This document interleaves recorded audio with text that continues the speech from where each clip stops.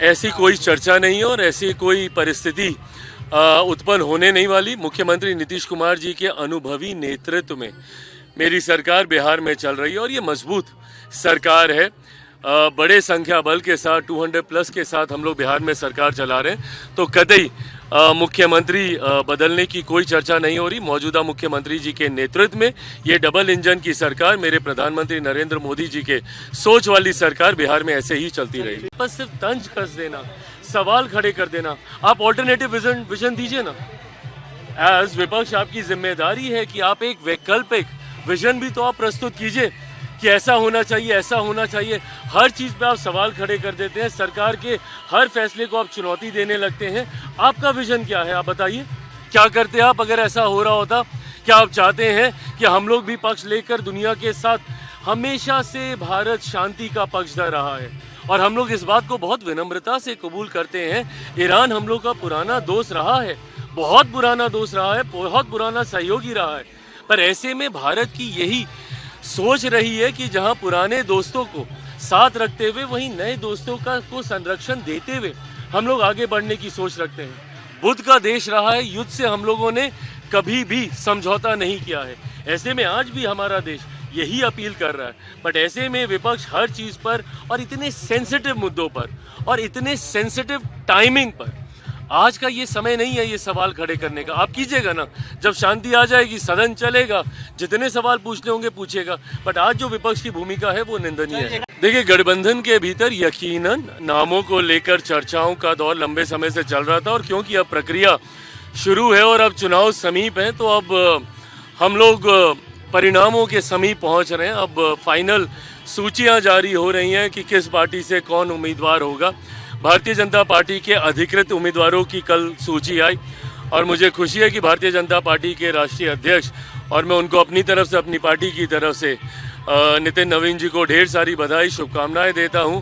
बड़ी भूमिका आने वाले दिनों में वो निभाने जा रहे हैं और गठबंधन का सहयोगी होने के नाते हर कदम पर उनको हम लोग का साथ सहयोग मिलेगा, ये भी विश्वास दिलाता हूँ। और साथ ही में शिवेश जी, जो कि मेरा परिवार है, मेरे भाई हैं, कल मेरी उनसे फ़ोन पे भी बातचीत हुई, उनको भी ढेर सारी बधाई, ढेर सारी शुभकामनाएं।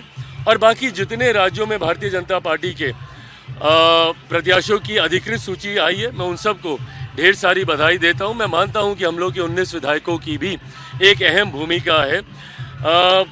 एनडीए की तरफ से 5वां अधिकृत नाम कौन सा होगा, इस पे अभी अधिकृत मोहर गठबंधन के भीतर नहीं लगी है, जानकारी नहीं है। ऐसे में मैं 5वें नाम पर अभी मैं कोई टिप्पणी मैं नहीं करूंगा। बट इतना मैं ज़रूर कहूंगा कि अंतोगत्वा जब परिणाम आएंगे तो आप देखिएगा कि पांचों के पांचों राज्यसभा के नवनिर्वाचित जो भी सांसद होंगे वो पांचों के पांचों एनडीए के होंगे। विपक्ष प्रयास कर रहा है, बट एक बार फिर से विपक्ष को भी हार का सामना करना पड़ेगा। मैं पूरे देशवासियों को अपनी तरफ से, अपने परिवार की तरफ से और मेरी पार्टी लोक जनशक्ति पार्टी रामविलास की तरफ से मैं होली की ढेर सारी बधाई, ढेर सारी शुभकामनाएं देता हूं। मैं मानता हूं कि ये त्यौहार जिस तरीके से खुशियों के रंग लेकर आता है, आज मेरे लिए भी ये खुशी की बात है कि मेरे नेता, मेरे पिता आदरणीय रामविलास पासवान जी पार्टी को जिन रंगों में रंगता हुआ देखना चाहते थे, आज पार्टी उन रंगों के समीप पहुंची है।